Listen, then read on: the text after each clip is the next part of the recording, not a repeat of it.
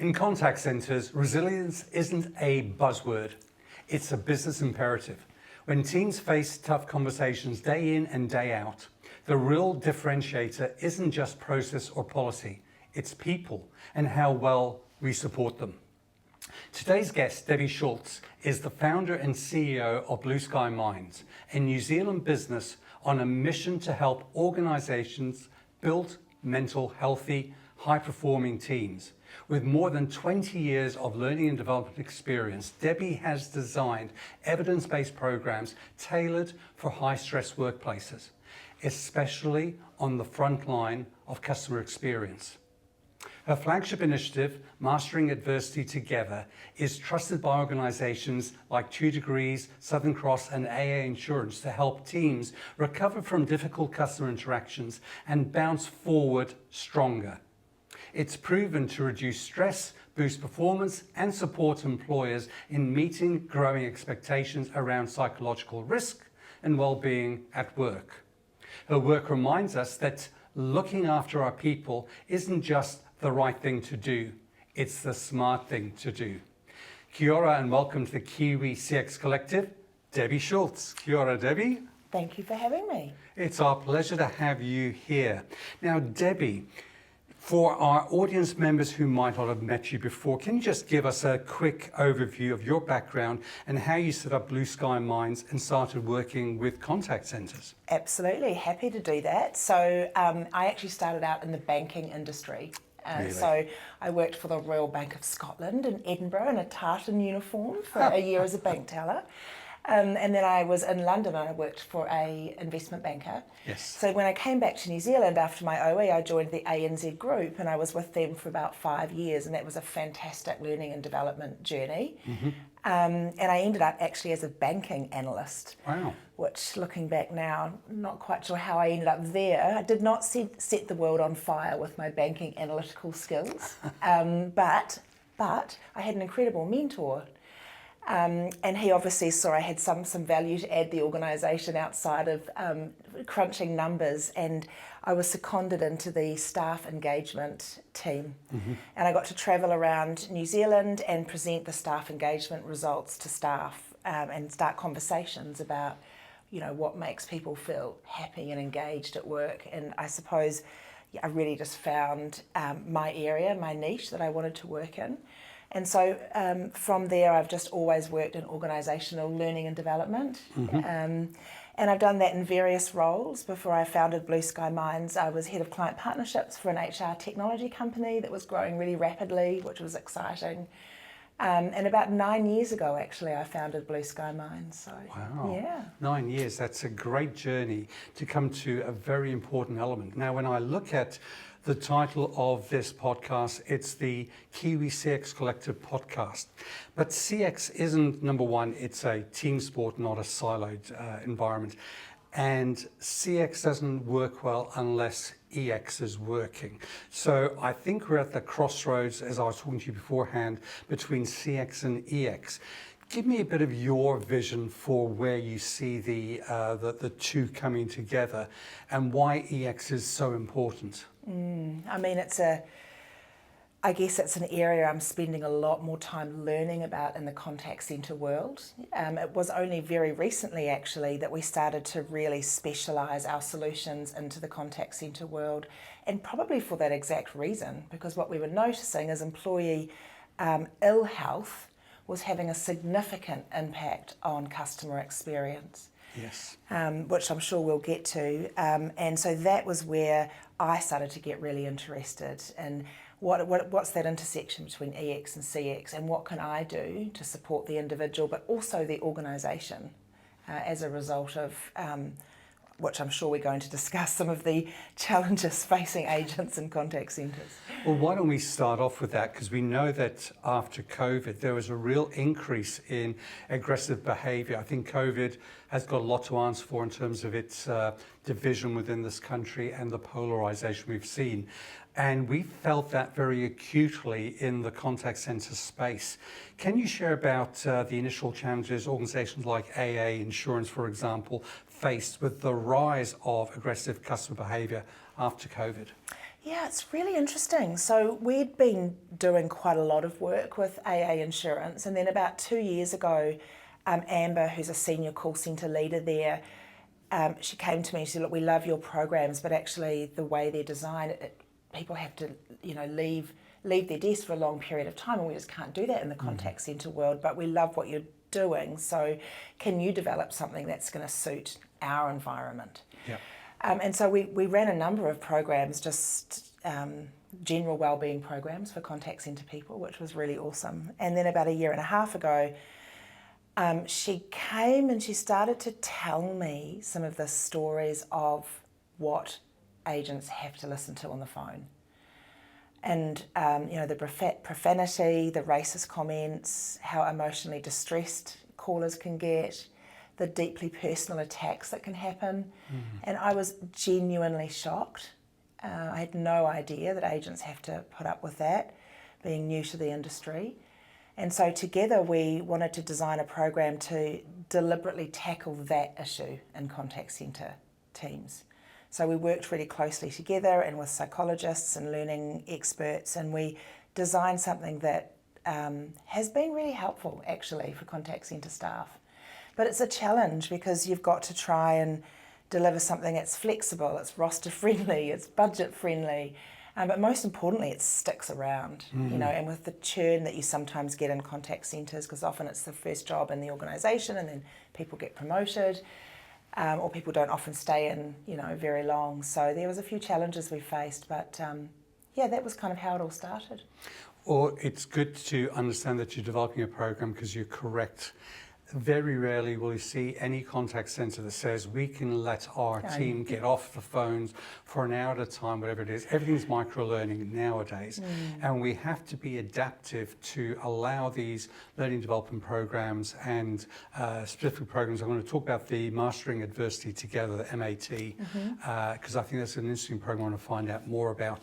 Because if you talk about the churn within the industry, the contact centres are viewed on one level as entry-level work. And a lot of people used to say, well, this is entry-level work where you're coming in, you're dealing with sort of standard type of calls, and everything is simple, but then you've got the churn because of either it's boredom in there, or now, as you're pointing out, even abuse. So if you look at the Mastering Adversity Together, the match training, I want to understand more about why you developed it and what is this and how does it equip teams to recover? So just stepping back to the issue for a little bit, because what we started to understand was that team members who are being abused Monday, Tuesday, Wednesday, surprise, surprise, less likely to come to work on Thursday. Wow. So unplanned leave obviously was going up. The other things we noticed, and this isn't just at AA Insurance but other call centres, is just call reluctance, so don't want to pick up the next call, also totally understandable. But also less likely to engage in sales-related conversations, which obviously has an impact. And less likely to be empathetic, which I think is a critical one because we're asking agents to take more of those calls that empathy is required as AI starts to take more of the mundane calls. So those were the impacts we started to notice on employees. But the other thing we started to notice was the impact on team leaders. Yep. Because most team leaders genuinely care about their people if they're leading a contact centre team. And the issue we were finding at AA Insurance is 58% of their workforce work fully remotely. Wow. So you're looking after your team when they're and often geographically remotely working as well. And so we were noticing it was impacting team leaders as well, in terms of having, the phrase that Amber uses, which I love, is if someone's had a really horrible, nasty personal attack on the phone, it's rebuilding someone back up after that. And she said, and that takes time. And that's time away from other conversations, obviously the most important way to spend the time, but time away from other conversations, and exhausting for the team leaders.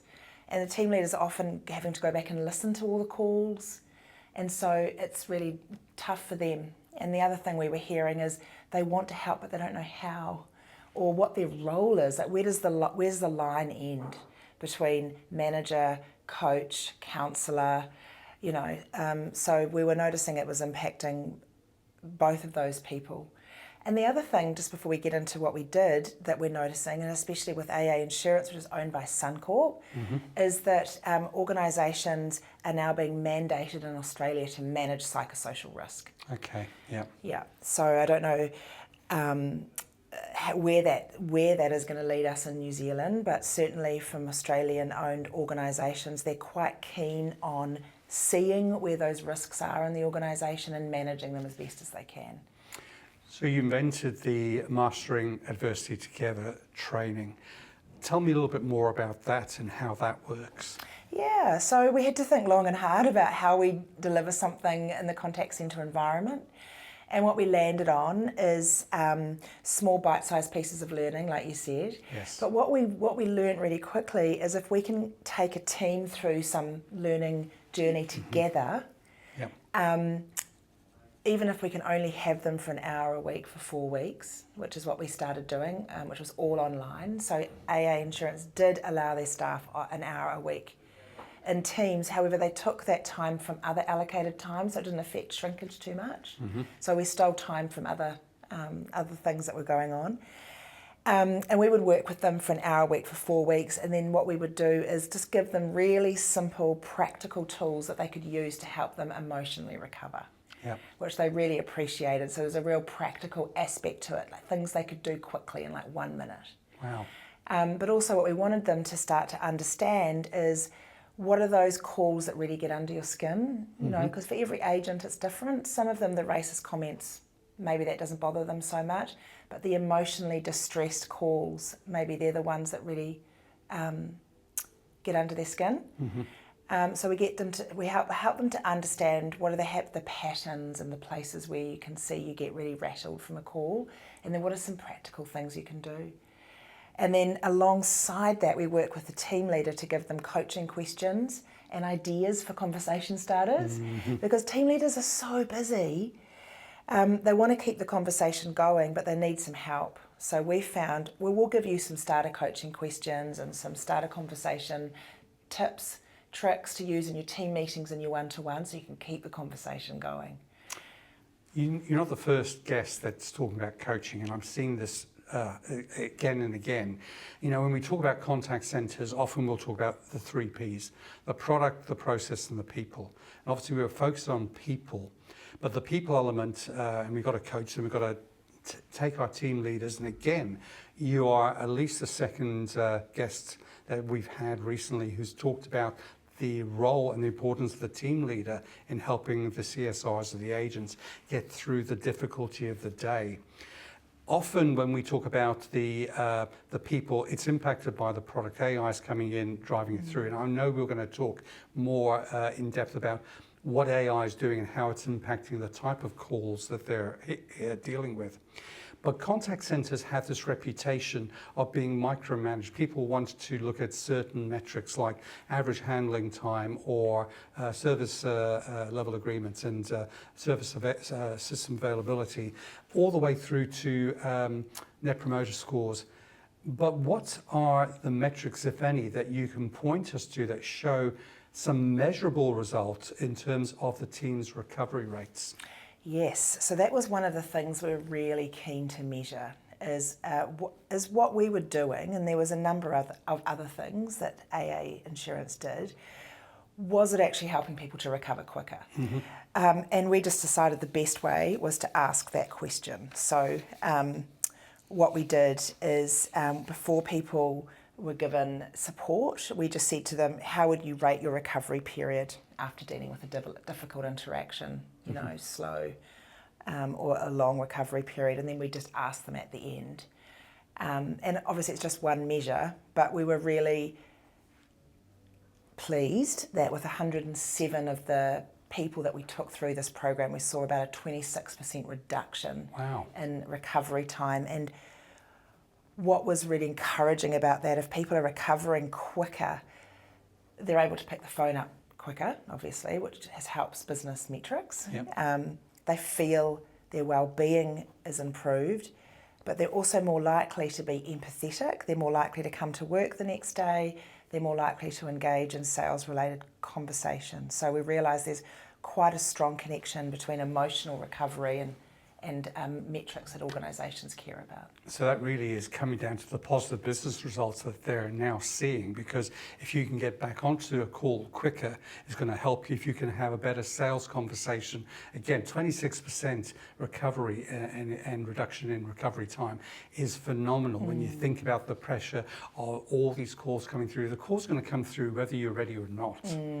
And our ability to empower our staff to drive it all forward is so critical in the success of the business. The business is delivering a service or a solution to a problem. The problem in AA's case is related to insurance and probably a claim.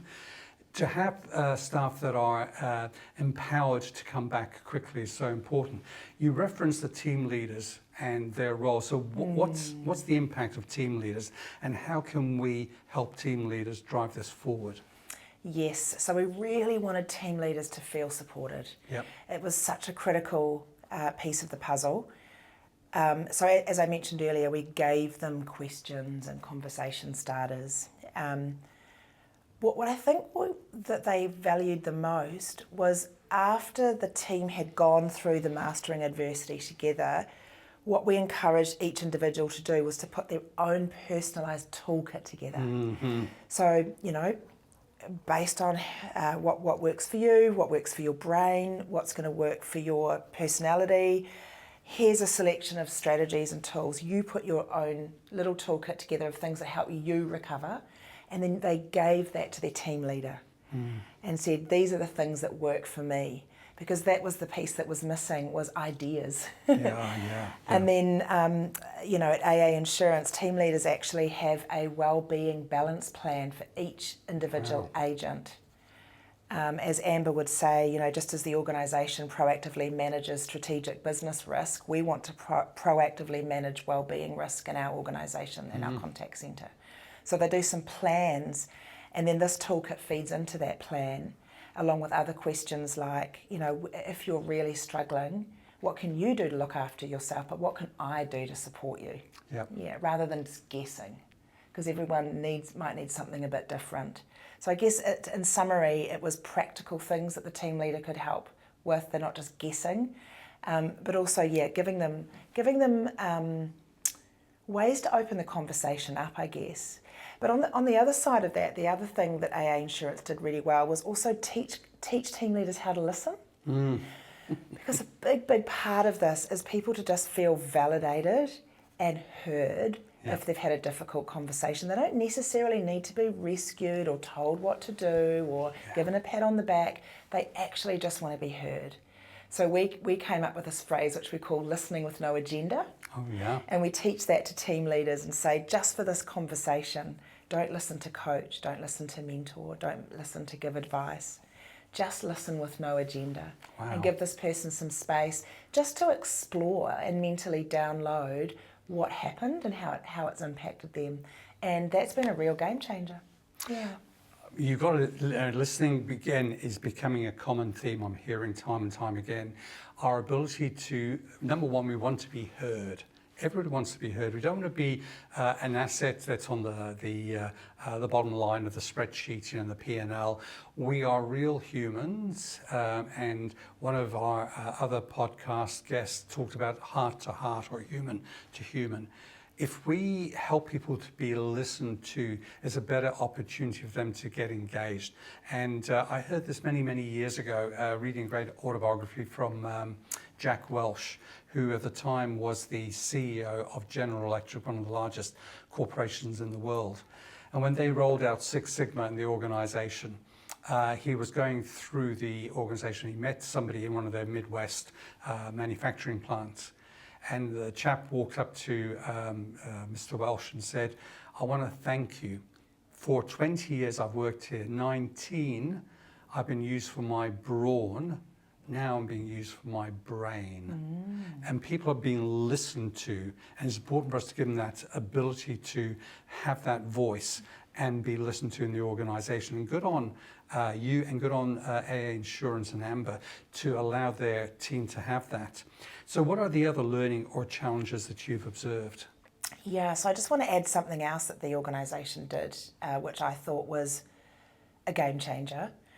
Because it's all very well for organisations to say we care about your well-being and we want to listen to you, but actually how do they demonstrate that consistently, day after day, month after month, year after year? And one of the things that I would say AA Insurance and the contact centre have done exceptionally well is they'll commit to something to do with well-being and they don't back down. So one of the things that they do is they have a well-being huddle for 30 minutes every week. The team will get together and the topic is well-being, and there is a no cancel policy. So I mean, unless there's another flood like we anniversary floods or something, there's a no cancel policy, you know, and the message that they want to send their team is you are just as important as the people that call us. Wow.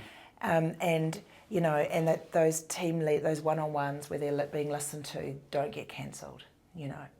And so I think there's some consistency there which is demonstrating that. Well, that's going right against the grain because most organisations are looking at the bottom line. And it frustrates me, Debbie, when I talk to the contact centre manager and they call it a cost centre.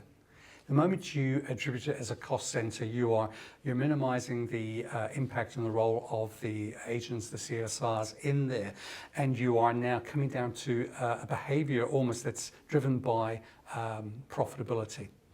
So when you come and look at this no cancel policy, how does somebody like Amber persuade her leadership that they need to have this as a non-negotiable, no cancel policy? How do you get leadership to buy into this? I mean, that's a great question, and she's an incredible advocate for this internally. But she's been able to demonstrate business results. So, you know, we were able to reduce recovery time. We got some other results that demonstrated that teams felt like they had strategies. They felt like 98% of them said they felt supported by their immediate team leader. The engagement results are next level. You know, 98% say that their leader encourages a healthy team environment. 97% say that the person they report to genuinely cares about their well-being. And that is translating into lower voluntary turnover, higher overall engagement, you know, and other factors. So obviously we can't draw a direct causal connection to all of those. But we can see that reducing that recovery time is increasing engagement, which is having a ripple effect in other parts of the business. I think you mentioned 97% say that they feel they're genuinely cared for by their team leader. And that again goes back to a statement, and many guests have heard either myself or have mentioned themselves, which is people don't care how much you know until they know how much you care. And that's a theme that keeps on repeating itself.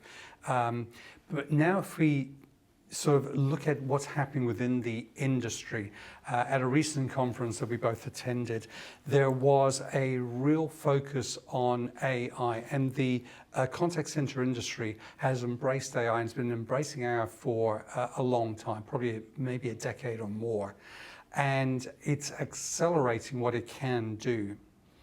But if we go back and think about the productivity gains, they say, well, let's take AI and let's take the more mundane calls and automate those. And that's great that you can automate that, but what does that leave us with? I guess more complex, harder to handle calls that require more empathy. So share with me what your view is on AI and the impact AI is having, both positive and not so positive in the industry. Absolutely, and it's really just what I've learned from the anecdotal conversations I've had with business leaders and people that work in the industry. But it's a really fascinating topic. But before I get to that, I just wanted to talk a bit more about psychosocial risk in the workplace. Because I think those two are connected. So, you know, organisations have a duty of care to make sure that people are not harmed in the workplace. So if you own a furniture removal company, you've got to make sure that people are lifting boxes in a safe way and they're not too heavy. If people are taking customer calls, you've got to make sure they're protected from being mentally harmed by those calls. And this is a really important point, because how can we then use AI to help us to manage that harm or that risk? and I'm hearing great ideas from the industry, and I would love to hear more. But one of the ones I heard at the conference you and I were at was, in real time, sentiment analysis can be gathered from the call. Yep. And let's say your agent, the team leader would get pinged to say, hey, your agent Debbie has just been sworn at 5 times. Yeah. Why don't you check in on her? Or you could even pop through a little quiz to sort of measure how that person felt after that call, or a week after that call, or something. But what I like about that is that it's not up to the agent to have to put their hand up and say, hey, I'm not okay, because genuinely we're not that good at that. Yeah. And the things I hear are people say, well, either they just become numb to it, which is not great, they suppress how they feel, which is not great, or they feel that maybe they did something wrong. Yeah. And so they don't want to admit to their team leader that they made a mistake or that they're weak. So what I love, the role that AI can play, is take away that decision making from the agent to say, hey, we've picked up from the call. I mean, it can't pick up tone yet, as far as I know, but words. At least we can manage that. And there's certain phrases in certain industries that you can train the AI to listen to, and then the team leader gets pinged and they can check in on them. And so that's really exciting. I think it is, and I think we've got to leverage the opportunities as they come through. You're absolutely correct. We're not very good at asking for help, putting our hand up, asking for help, especially a younger generation that's coming into the workforce, those who've maybe left school or university, who were probably getting their education during lockdown, where they were working from home. So it's a difficult environment to understand some of the social skills in how we can help and train people. Just a note on that. I notice people from all generations struggling in different ways.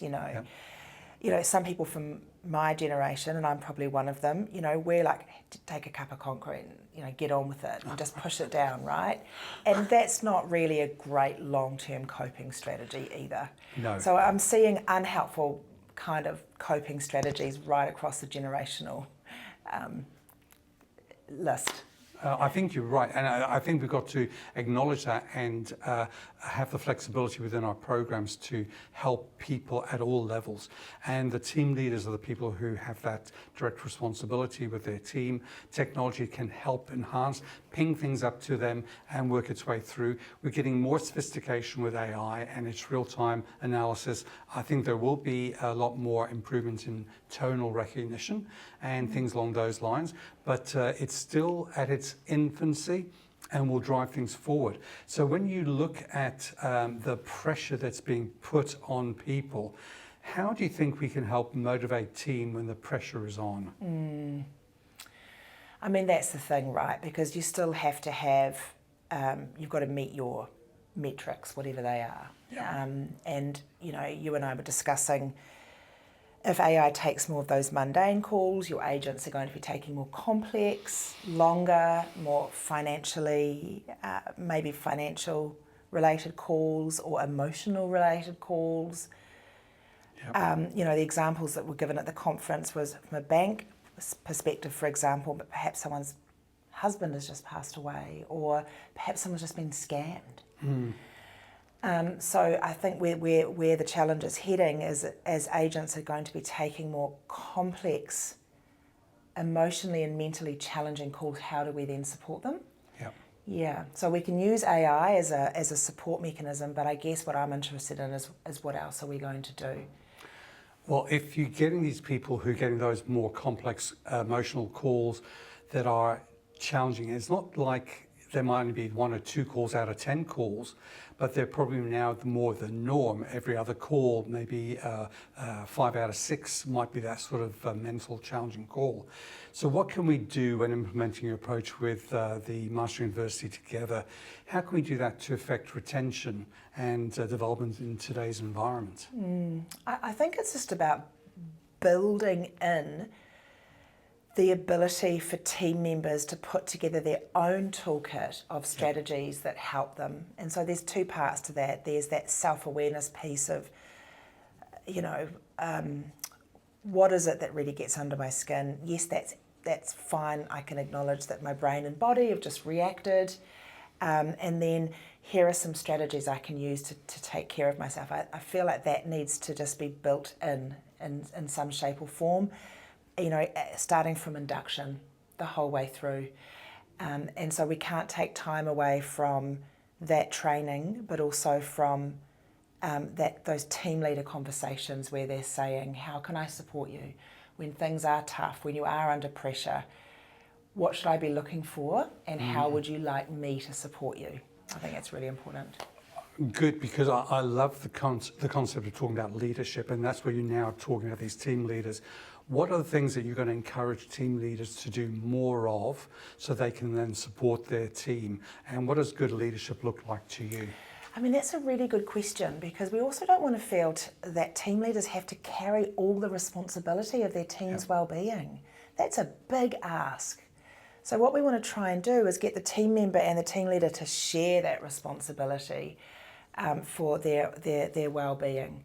And I think, that's where this kind of model, this mastering adversity together, is. It's a shared model where we're learning together. Yeah. And just don't want to put too much pressure on team leaders as well, because, I do think that as an individual, it's really important. We need to understand our patterns where we get stuck. Do we tend to shut down or withdraw or go numb, or do we get irritable or angry, or, how are we reacting to stress and pressure? And how can we learn to respond a lot more skillfully? And so that's about taking ownership ourselves for that. Yeah. It's very good. It's about the old analogy we've all heard about, the safety briefings on airplanes. When the oxygen mask falls down, who do you put it on first? Put on ourselves first. And given those toolkits, I get the sense from talking to you, Debbie, that it's not a toolkit where one size fits all. We've got to have that flexibility, understand, talk amongst ourselves, share our ideas, and the more we share, the more we're going to impact and positively support people. And the team leaders need as much well-being support as the CSRs, as the agents do. So it's very important that we continue to do that.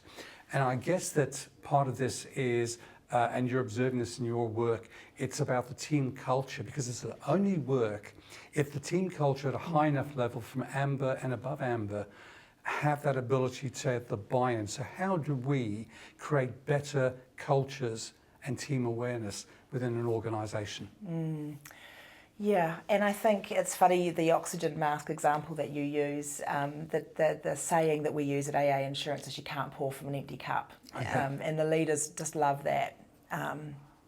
Because you can't, and it kind of just hits you in the face when you hear that. So, I mean, Amber and the senior leaders work very hard to make sure that those team leaders feel supported.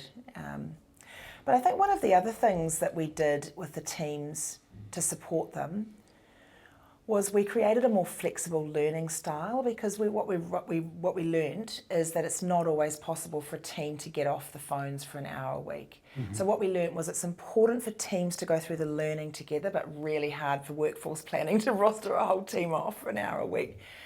So what we've just developed is little bite-sized learning videos where individuals can do some of that learning on their own in their rostered time. Yep. And then in the next team meeting, the team leader will use their conversation starters and a couple of slides. So they play a bit more of what we're calling a group coaching role. So really that takes us out of the picture a little bit, and they start to own that process a little bit more, where they're having the conversation. So they're not facilitators. We use that word group coach deliberately because they're just trying to facilitate conversation and discussion about the learning that's happening. Yeah. So I'm getting the sense you've got group coaching. It's almost like an adaptable environment. So we are growing as we learn more. It's going to have a positive impact, I think, on retention rates. And if I think of retention, that's one of the biggest challenges within a contact centre. We're losing so many staff members for different reasons. It's nice if we're losing them for internal promotion. But sometimes we lose them because of the wellness, as you point out. They have the Monday, Tuesday, Wednesday. they're going to have unplanned leave for Thursday, and you've got to give them tools to manage that and work its way through. Did you also mention that a lot of these people are even working remotely? Yes, so that's what I think is one of the biggest challenges in this area. And I know every contact centre is different, but this particular contact centre, 58% of the workforce work remotely. Wow. So it becomes more challenging because you've got other factors in the mix there, which are you're not sitting next to your teammates. So if you think about a banking branch scenario, for example, if a irate customer comes into a banking branch and decides to hurl profanities at someone, that person, there's a shared experience. The branch members have gone through that together. They can support each other. There's that sense of camaraderie, even though it's not pleasant, obviously. But if you're sitting at home on your own and have a deeply personal attack, that's what I worry about, because you're on your own. Nobody else might even know about it unless it's picked up on. How do you encourage people to pick up on that?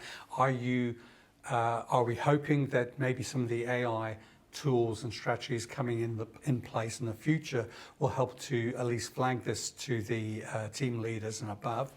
Or are we empowering the CSRs, the agents, to flag that up themselves, put their hands up, even in a remote environment? Because again, their safety is our number one priority. Absolutely. So empowering them to go, hey, for whatever reason, there's language we teach them, how to describe it. I'll tell you actually, because I think it's really helpful. So we teach them to understand what their bandwidth or their window of tolerance is for taking really difficult, challenging calls, and that window of tolerance framework has come from sort of trauma therapy models, but we use it in this setting. And we get them to understand it when they're operating in their normal bandwidth, they can take a tough call, but they can sort of handle it. They'll feel a bit flat some days, they'll feel a bit agitated some days, but most of the time they're operating in what we call, their window of tolerance, or they feel like they can handle it. And then it might just take one call, or it might just be the 5th time that day that someone says to them, can I please speak to someone who speaks proper English? Or can I speak to a Kiwi, which they get a lot of. And that might push them outside their window.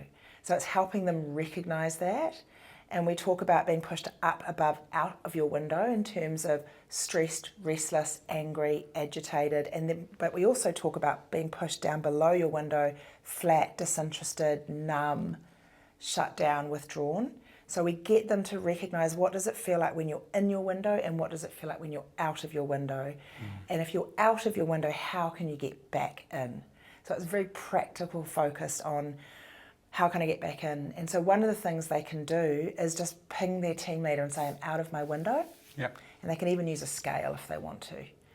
And the team leader knows, and then maybe they've got their own tools and they can look after themselves, or their team leader might come in and support them. But what we like about that model is it's very non-judgmental, because it's not talking about are you resilient or are you not resilient. Are you tough or are you weak? And what we know is what pushes one person outside their window is different from what pushes another person out. And depending on how much sleep we've had or how much stress we're under, our bandwidth might be quite narrow some days and wider other days. So when you talk about the window of tolerance, you also talked, and I love this phrase, you can't pour from an empty cup. It's good. So what are the industry trends that you're keeping an eye out on? Yes, so obviously how much organisations are wanting to manage psychosocial risk, where that's heading, and what support they're looking for.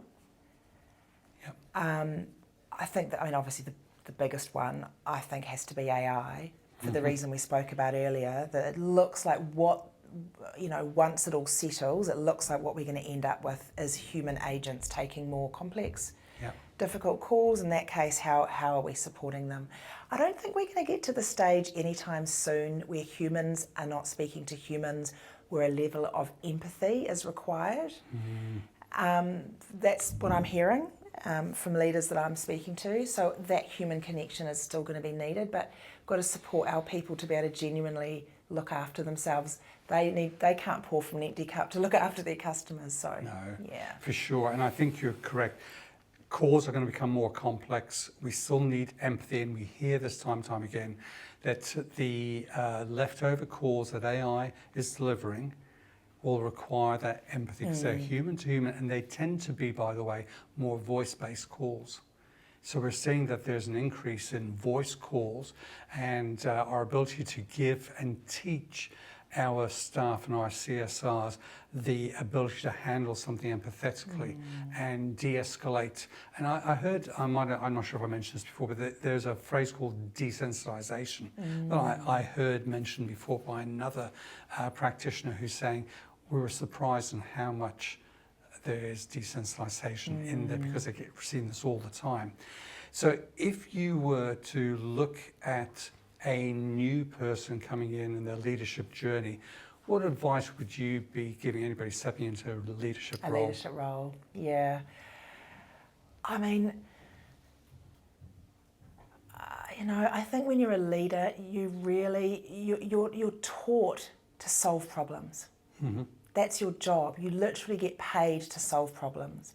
My advice would be learn to listen with no agenda. Just add that to your toolkit. Learn to listen with no agenda. You don't need to solve a problem every single time an agent comes to you to say, hey, I've just had a really tough call, can I talk to you about it? Just listen. Yeah. Yeah. Gosh, that's probably why I'm guessing that we have a lot more female than male who are in leadership roles, because the ability for a male to just listen without an agenda is so few and far between out there. But I think it's an important attribute to learn. Well, actually, I think given how complex and fast-paced our world is, I think we're all struggling to listen. Wow. Because our minds are just getting busier and more fragmented. That actually just that ability to calm our minds so we can fully pay attention to each other is a challenge, but maybe that's another podcast. Yeah, definitely. No, we're coming towards the end of our time here together. I've really enjoyed the conversation. I can almost guess, but I'm not going to lead the witness on this next question. As we conclude this and you think to the audience that we're talking to, what do you hope that listeners will take away from your episode?